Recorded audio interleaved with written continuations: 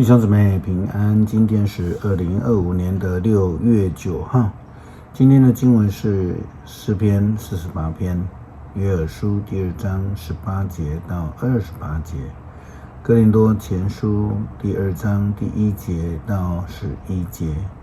今天要跟大家分享的主题是未曾见过。昨天牧师在圣灵降临节主日的信息当中，以看见来与兄姐分享。前几个主日呢，我们分别连续以眼光、意象来与兄姐勉励。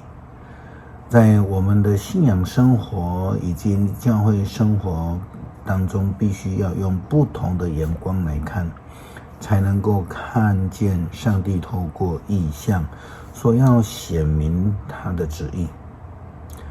当我们有了不同的眼界以后，我们就必能够看见以前不曾看见的前景，因此我们才能够有信心来面对未知的未来，并且勇往直前。约珥书第2章18节到28节记载了那一群原本失去信心希望的以色列人，当他们领受了圣灵的充满之后，他们就能够有不同的眼界，看见、领受异象、做异梦。18节，上主在关怀他的土地，怜悯他的子民。他回答他们：我要赐给你们五谷、美酒、橄榄油，你们将得到满足。别国不再羞辱你们。我要使北方来的黄队远离你们。我要把他们赶到荒凉的地方，前队赶入死海，后队赶入地中海。他们的尸体臭气冲天。由于他们加给你们的灾害，我要毁灭他们。土地啊，不要怕，要欢喜快乐，因为上主为你们成就了大事。走兽啊，不要害怕，草场青翠碧绿，果树结实累累，无花果树、葡萄树再度出产佳果。西安的人民啊，要欢乐，为上主你们的上帝作为欢心。他赐给你们适量的时雨，他像以前一样配降春霖秋雨。打谷场上将堆满五谷，榨槽将溢出酒和橄榄油。那几年我打发了一对对的蝗虫，他们吃掉的农作物我要补偿你们。你们将有丰富的食物，饱餐足食。你们要赞美上主你们的上帝，我为你们成就的启示。我的子民永不再被藐视。以色列啊，那时你就知道我在你们当中。我是上主你们的上帝，除了我以外没有别的。我的子民永不再蒙羞。以后我要把我的灵倾注给每一个人，你们的儿女将宣告信息，你们的老年人要做奇异的梦，你们的年轻人要看见异象。过去未曾见过的，现在能够看见，就是因为有了上帝独特的眼光，领受了圣灵的启示，看见了上帝的异象，明白上帝的旨意。因为保罗也这样子来告诉哥林多教会的基督徒，他说上帝因为爱他所疼惜的人，就让他们能够看见未曾看过的事，听见未曾听见的事。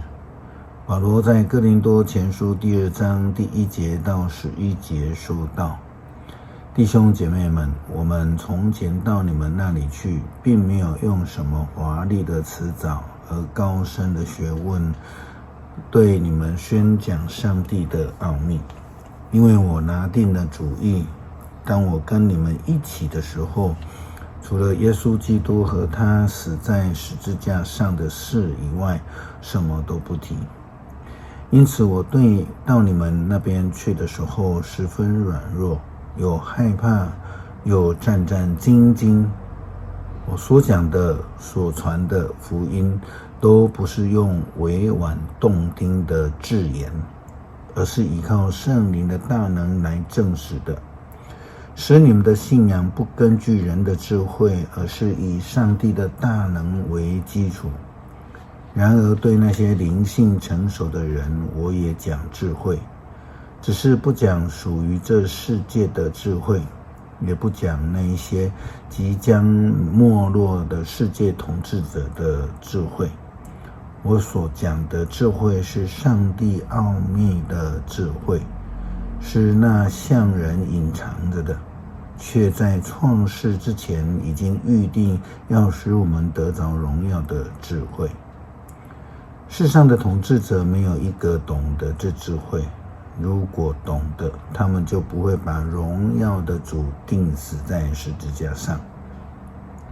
正如圣经所说，上帝爱他的人所预备的，正是跟随没有见过，眼睛没有见过，耳朵没有听过的，也从来没有人想到的。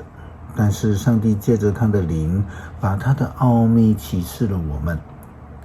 圣灵的细察关于他一切的事，同样只有上帝的灵才知道上帝一切的事。